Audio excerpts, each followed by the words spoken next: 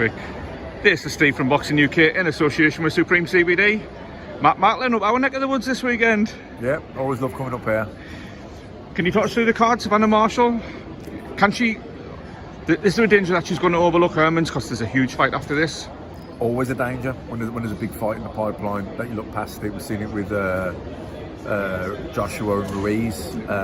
Everyone talking about Wilder and Fury. No one even talking about Ruiz, who was fighting in a few days. We were over in New York. I remember being at the fighters meeting and everyone was just asking about Wilder and Fury. Like, oh, by the way, what about Ruiz?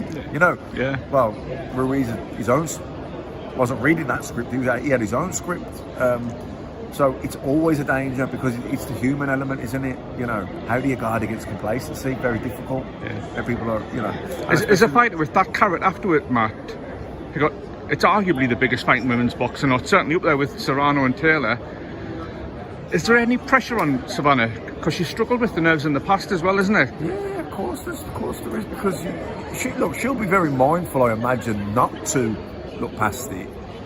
But you know, complacency is a killer because it creeps in subconsciously. You think you've trained as hard. You don't think it's going to be a problem, but like, how do you control where the head goes? You know what I mean? Yeah. So it's difficult, but look, assuming that's not an issue, then I think she'll put on a brilliant performance. I think she's kind of really found her confidence and self-belief. In the last couple of performances, she's just gone to another level, and I expect the same on Saturday. And in Cardiff, the Hartlepool and Savannah came out, didn't it, ringside?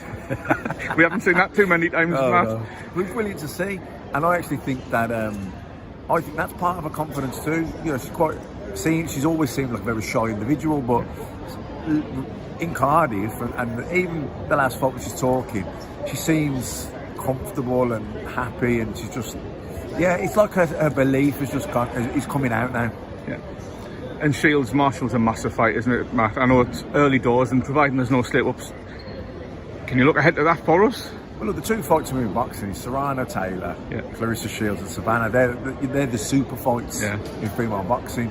So we're going to see Serrano and Taylor end of April, and then you know, as long as there's no slip-ups on Saturday night, we're going to see Clarissa and Savannah. Brilliant. Can I throw some random ones at you? Yeah. Some sad footage of Danny Williams surfaced. Just your thoughts on Danny Williams still being in a ring, and can anything be done to stop these kind of cases happening?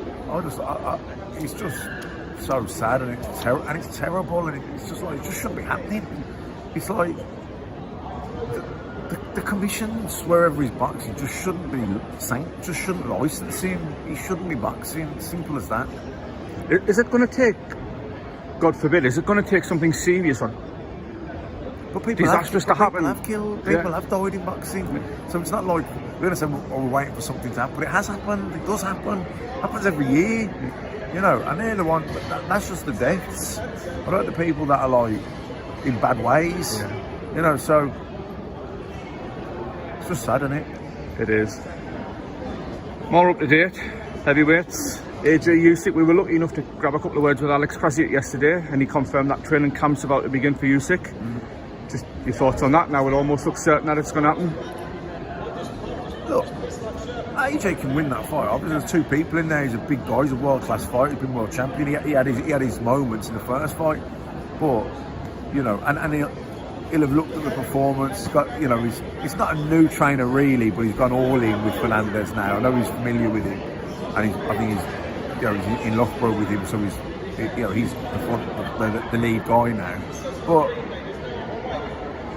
you know, Usyk's going to be different as well. You know, Usyk's going to look at that performance and think, you know, he's going to dissect it and look at things where he had success and probably could have had more success. And you know, I just, styles make fights. You know, Joe Frazier, Kenny Norton gave Muhammad Ali absolute fits. Muhammad Ali boxed the head off George Foreman. George Foreman blew Kenny Norton and Joe Frazier away. It is a cliche, but it is real. Styles do make fights. And I just think that Usyk's all wrong for Joshua. You know, I picked Joshua to beat him the first fight. You did, yeah. I did pick him because I thought he'll get to him in the second half, but I I don't think he will. No, I don't think. I'm not saying he can't change things, or he can't do certain things better. But I also think Usyk's going to be a lot better. So because now he probably believed before that he could hurt him. Now he knows he can, and he'll have that bit more spite in him, I think. And he'll have felt Joshua's power too, and his strength and that, and he's growing into the heavyweight. He was the heaviest he's ever been for that fight. Right, yeah. And I remember thinking, I wonder if he made a mistake here, coming in his heaviest ever. But maybe he's just feeling out and growing into it. So I don't know. I just think when the next day when everyone was on about a rematch, I thought that bad fight, and I didn't think that it would happen. I thought maybe he'd go have a fight or two with a new trainer. They were on about an American trainer at the time, and maybe Usyk boxes Fury. Because it's funny, because I think I'd give, even though I'd pick Fury to beat Joshua, I'd give Joshua a better chance against Fury than I do with Usyk. Right. Yeah. And it's a fantasy fight, but providing Tyson wins and Oleksandr wins, Fury Usyk. Yeah, I think Fury beats Usyk because he's too big for him. And he's a good. Fury's a great boxer as well. Yeah. So I think he's just too big. But I could see, Joshua. I could see him having more success with Fury. Where I just think Usyk's too tricky for him. His speed of foot, too many. He can't get set for him. He can't move quick enough and often enough. It's that feinting and touching and all that. He'll exhaust him again. He'll drain him with that in and out stuff. And I just think that he won't get to him. No problem. Can I ask your opinion on the whole Fury Whyte involvement with lawyers, no shows to press conferences, apparently being only offered 6 tickets? Can you sum up your thoughts on it, Matt? And do you still think the fight happens? I think it's all a bit childish, Yeah. And everyone's just a bit like, while Dillian feels he got a hard deal with the purse bid and how everything played out, so he's thinking, I'm throwing my dummies out the pram and I'm not going to do any promotional work.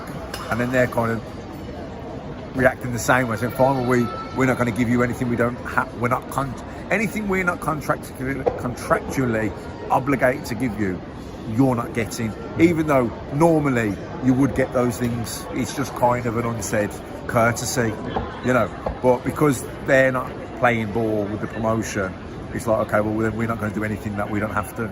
It's a shame, and it's childish, I think, on everyone's part. Do you think the fight goes ahead? I do, yeah. And who wins? Yeah, I think you can't bet against Fury, can you? But Dillian's dangerous. Fury's got to be on the ball. I think if he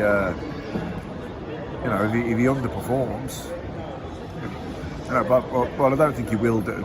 And I do think Fury will win. Lovely. Last one on the wider scene, Matt. Last time we spoke was ringside, immediately after Josh Taylor, Jack Catwell.